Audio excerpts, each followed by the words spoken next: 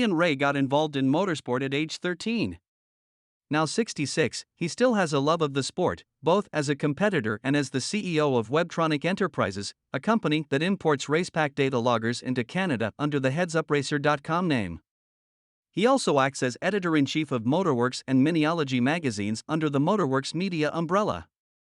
Through the years, he has used his talent to provide marketing and PR services to racers and teams both in the UK and North America. In fact, his first successful pitch was to local company Caithness Glass for fellow racer George Coghill at age 19. Since then, he has worked with drag racing champions Pat Musey, Mark D'Antoni, and time attack standout James Houghton. Motorworks Media is producing a series of videos that can help the grassroots racer through the pitfalls of gaining what is commonly called sponsorship. Welcome to Motorworks Media's YouTube channel. And our video today is called Sponsorship or Marketing. You decide. So what does that really mean? What it's all about is that people regularly come up to me and ask me, how do I get a sponsor? And you can imagine their faces when I turn around and say, don't bother. Yeah, that's right. They get all, but, you know, everyone's got a sponsor. Look at NASCAR, look at that. The problem is that sponsorship has been thrown all into one bucket now. It's all covered, it's all the same. And unless you really know about it, you're going to cover it off as being sponsorship. And the silly thing is that it's so old hat these days. 30 years ago, it was more or less a case of your buddy was going racing. You turn around and you bung him some money, and he put some decals on your car. Looks really cool, everything fantastic looking. Oh yeah, and then you show up at the track. So you watch him race, and then when racing's done, it all comes around to get out the beer and the burger. So everyone has a great night. And that's what sponsorship was, more or less. It was happening every weekend, you know, at the local dirt tracks, at the local drag strips. But these days, we've moved on a lot in the last 30 years. For the last 20 years, I've been calling it marketing, because that's what it is. You have to market yourself to a potential partner. And that's what we call it. The people that we are looking for are not sponsors, they are marketing partners. These people are looking to get something out of it. These days, even the smallest race team has to be more professional. And that's not if they have sponsors, they just have to be more professional, because racing has come it's unbelievable how far it's moved in the last 30 years. If you don't show up with the right equipment, you're just going to go round and round and make up the numbers and all of that. So it's more important if you can find a way to get somebody to help with these expenses, to help with the new engine, to get the horsepower you need to go and be successful. But bear in mind, and this is something I've noticed, you don't have to be winning everything to be good for a marketing partner. You just have to do a job that marketing partner thinks he's getting value for his money. And, you know, that marketing partner will also be working with you. So you've got it from both sides. He's promoting you, you're promoting him. Word of mouth is absolutely the best thing to get your name out there. And eventually your name gets more exposure. And people don't like saying exposure. When you go online, oh, don't say exposure, don't say exposure. Well, what the hell else is it? You know, you're getting that partner, their name out there. You're exposing their name. Now, having said all of this, don't go into this lightly thinking, oh, I'm going to go and get a marketing partner and, we'll be able to go and put decals on, we'll do some posts and some stuff, and I'll just go and I'll race at the track. These days, they expect a lot more from you. We've got the internet. Everyone is connected. So the one thing you have to do after every event is contact the partner, and they'll have given you a dedicated person that you're going to talk to, and you're going to tell them what went down. You're going to tell them about the racing, what went down, but also if somebody came up and wanted to talk about the company, the partner's company.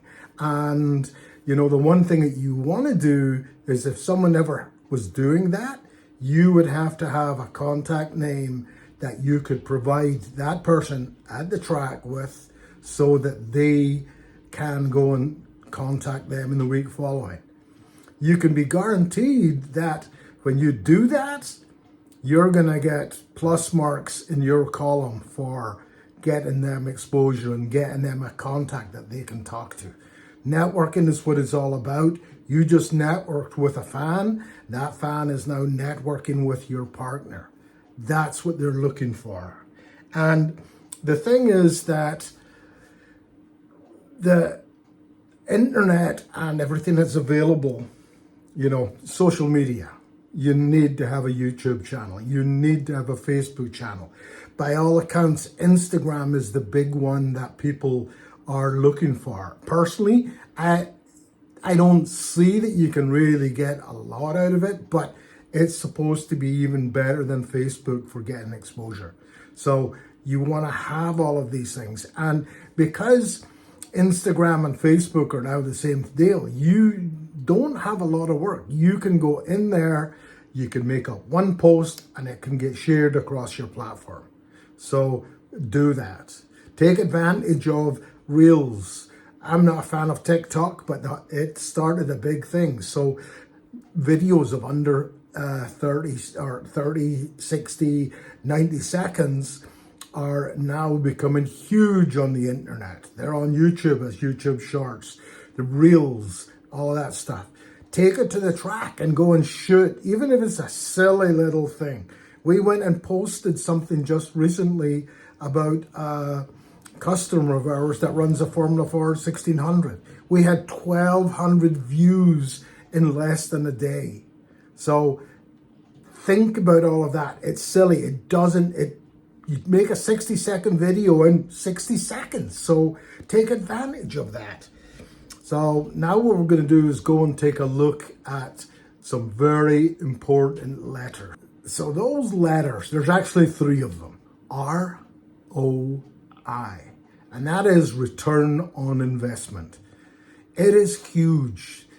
The person that you're dealing with, they've gone and done marketing at college, at university, whatever. So they know these words. And it's 3 letters that you've got to remember, because you've got to stress and strive to make sure that you give them that ROI. Because if you don't, you forget all about going and getting extended next year. What this actually is, you do ROI at home. You don't think so? Yeah, you do. Okay, so you got satellite TV. So you sign up with that satellite TV company. And with those guys, you turn around, you pay your money, and you expect to get your satellite TV without issues, without interruptions. And when you get that, you've got your return on your investment. If you don't get that, you're not happy, are you? So by the same token, your partners will not be happy if you don't get them everything that you had promised them. And like I said, if you don't do that, forget it next year. The other thing to keep in mind is that your potential partner has other options other than giving you money. So What are those options? They're a marketing company. And, you know, if you put a marketing company up against a race team, who's going to win? Who's got the proven record? The marketing company, that's who. So if you're going to do this, you have to do it and do an absolutely amazing job. You've got to make them go, wow, what a great job they've done. And that makes it easier for the following year. If you take a look at John Force, how many years was John with Ford? Do you think they weren't happy with what he did? No, you bet they were happy. It took a long time. Now, admittedly, they left him, but there is a point when marketing partnerships run to an end, where they feel they're getting no more ROI on it. And I'm sure that's what happened there.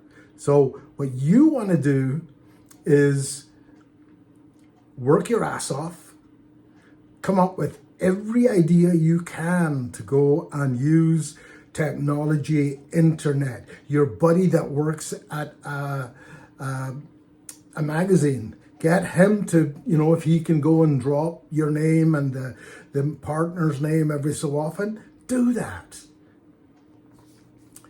So that's it for this video. And just to give a little bit of a heads up about the next one, we're going to be looking at the types of partnerships that you can go after. We're going to identify potential partners, and then we're going to get down to all the hard work.